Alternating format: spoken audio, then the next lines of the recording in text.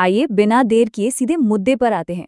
आज के इस एक्सप्लेनर में हम एक बहुत ही दिलचस्प कॉन्सेप्ट को डिकोड करने वाले हैं। चलिए एक पल के लिए सोचते हैं। एक कंपनी के वित्तीय विवरणों यानी फाइनेंशियल स्टेटमेंट्स को अगर हम एक मरीज की मेडिकल रिपोर्ट मान लें तो एक बिजनेस का सही हेल्थ चेकअप कैसे होगा। बिल्कुल एक डॉक्टर की तरह हम भी एक बहुत ही पावरफुल टूल का इस्तेमाल करेंगे जिसे अकाउंटिंग रेशियोज कहा जाता है। तो इस डायग्नोस्टिक सफर में हमारा रोड मैप क्या होगा। हम सबसे पहले जानेंगे कि ये अकाउंटिंग रेशियोज क्या हैं, फिर इनके फायदों और सीमाओं पर बात करेंगे। उसके बाद इनके वर्गीकरण को समझेंगे और अंत में तरलता अनुपात यानी लिक्विडिटी रेशियोज की कुछ रियल कैलकुलेशंस करके देखेंगे। चलिए शुरू करते हैं। सबसे पहला सवाल, आखिर ये अकाउंटिंग रेशियोज हैं क्या? देखिए, जैसे एक डॉक्टर सिर्फ थर्मोमीटर देखकर पूरी बीमारी नहीं समझ सकता, वैसे ही एक अकाउंटेंट को भी नंबर्स को आपस में कंपेयर करना पड़ता है। बुनियादी तौर पर ये वित्तीय विवरणों से निकले दो तार्किक रूप से जुड़े आंकड़ों के बीच का एक गणितीय संबंध है। मिसाल के तौर पर अगर 1 लाख के रेवेन्यू पर 10,000 का ग्रॉस प्रॉफिट हो रहा है तो सीधे सीधे 10% का मार्जिन है। ये हुई ना एक सार्थक और लॉजिकल तुलना। और ये लॉजिक होना कितना जरूरी है, इसे समझना बहुत दिलचस्प है। मान लेते हैं कि किसी बिजनेस में 1 लाख रुपए का फर्नीचर है और 3 लाख की परचेजेस हैं। अब अगर इनका 3:1 3:1 का रेशियो निकाल भी लिया तो इसका क्या फायदा? कुछ भी नहीं, क्योंकि इन दोनों चीजों के बीच कोई लॉजिकल कनेक्शन है ही नहीं। अब जब हमारे पास टूल्स आ गए हैं तो जानना जरूरी है कि हमारे बिजनेस के हेल्थ चेकअप के लिए ये इतने अहम क्यों हैं। असल में ये टूल्स उलझे हुए और भारी भरकम अकाउंटिंग डेटा को एकदम सिंपल बना देते हैं। मैनेजर्स इनकी मदद से आसानी से समस्या वाले एरियाज को पकड़ सकते हैं।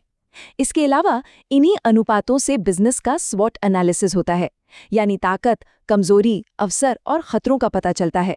और सबसे बढ़िया बात, पिछले सालों के डेटा या इंडस्ट्री के मानकों के साथ तुलना करके हम भविष्य के ट्रेंड्स का एकदम सटीक अनुमान लगा सकते हैं।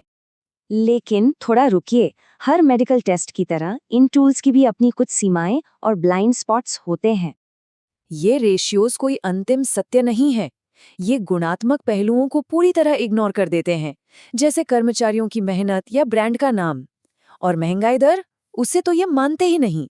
इसके अलावा इन अनुपातों की कोई स्टैंडर्ड परिभाषा नहीं होती और ये अलग अलग अकाउंटिंग पॉलिसियों जैसे डेप्रिसिएशन के अलग अलग तरीकों से आसानी से प्रभावित हो सकते हैं। इन टूल्स की ताकत और कमजोरी दोनों को समझ लेने के बाद चलिए अपने इस मेडिकल बैग को थोड़ा व्यवस्थित करें और देखें कि इन अनुपातों को कैसे बांटा जाता है। पारंपरिक रूप से इन्हें फाइनेंशियल स्टेटमेंट के आधार पर बांटा जाता था, जैसे बैलेंस शीट के अनुपात या P&L के अनुपात। लेकिन प्रैक्टिकल दुनिया में हम मुख्य रूप से फंक्शनल क्लासिफिकेशन का उपयोग करते हैं। ये बिजनेस के विशिष्ट स्वास्थ्य पहलुओं को मापता है, जैसे लिक्विडिटी, सॉल्वेंसी, एफिशिएंसी और प्रॉफिटेबिलिटी।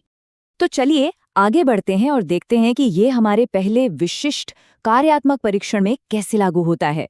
हम बात कर रहे हैं लिक्विडिटी रेशियोज की, जो ये तय करते हैं कि क्या कोई फर्म अपने शॉर्ट टर्म झटके बर्दाश्त कर सकती है या नहीं। इस टेस्ट की पहली कैलकुलेशन है करंट रेशियो। ये बड़ा ही सीधा सा फॉर्मूला है। करंट एसेट्स को करंट लायबिलिटी से भाग देना। ये जांचता है कि क्या बिजनेस अपनी तत्काल छोटी अवधि की देनदारियों का भुगतान अपने पास मौजूद नकद और इन्वेंट्री जैसी छोटी अवधि की संपत्तियों से कर सकता है। इसे एक उदाहरण से समझते हैं। मान लेते हैं कि कंपनी के पास कुल चालू संपत्तियां यानी करंट एसेट्स 1,34,000 रुपए हैं और दूसरी तरफ उनकी करंट लायबिलिटीज 1,04,000 रुपए हैं। इन दोनों को डिवाइड करने पर हमें 1.29:1 का अनुपात मिलता है। लेकिन यहाँ एक पेच है। व्यापक रूप से स्वीकृत आदर्श बेंचमार्क 2:1 का है। इसका मतलब है कि हमारे इस मरीज के पास शॉर्ट टर्म कैश फ्लो की थोड़ी कमी चल रही है, क्योंकि आदर्श रूप से हर 1 रुपए के कर्ज के लिए 2 रुपए की संपत्ति होनी चाहिए थी। लेकिन एक पल के लिए सोचिए, क्या हो अगर फर्म को तुरंत अभी के अभी कैश की जरूरत पड़ जाए। तब हम लिक्विड रेशियो या एसिड टेस्ट रेशियो का इस्तेमाल करते हैं। इसमें हम इन्वेंट्री और प्रीपेड खर्चों को एसेट्स में से हटा देते हैं, क्योंकि उन चीज़ों को तुरंत कैश में बदलना बहुत मुश्किल होता है। अगर हम इस डेटा को देखें तो 80,000 की चालू संपत्तियों में से हम कम लिक्विड आइटम जैसे कि स्टॉक और प्रीपेड खर्चों को घटा देते हैं। ऐसा करने पर हमें 50,000 रुपए की अपनी असली तुरंत उपलब्ध लिक्विड एसेट्स मिल जाती हैं। अब इस केस में कंपनी की करंट लायबिलिटीज भी 50,000 हैं। दोनों को डिवाइड किया तो ये फर्म 1:1 के एकदम परफेक्ट बेंचमार्क को छूती है। इसका सीधा सा मतलब है कि तत्काल आने वाले कर्ज के हर 1 रुपए को चुकाने के लिए उनके पास तुरंत उपलब्ध 1 रुपया मौजूद है। ये एक बहुत ही मजबूत स्थिति है। लेकिन आज के इस विश्लेषण को खत्म करने से पहले एक बहुत ही दिलचस्प सवाल पर विचार करना जरूरी है। क्या बहुत ज्यादा हाई लिक्विड रेशियो हमेशा अच्छी बात होती है?